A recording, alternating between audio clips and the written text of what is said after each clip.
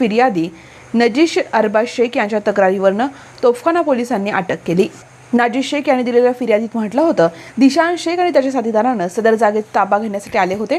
त्यांना विरोध केला असता दिशान आणि त्याच्या साथीदारांनी मला कुटुंबियांना जबर मारहाण केली आहे। घरातील महिलांना त्यांनी धक्काबुक्की करून मारहाण केली, अरेवेची भाषा वापरली आहे, शिवीगाळ दमदाटी करून आम्हाला जीवे मारण्याची देखील धमकी दिली आहे। त्यामुळे ते कुख्यात गुंड आणि लँड माफिया दिशान शेख याला पोलिसांनी अटक केली आहे। Bureau report, news today 24, Ahmednagar.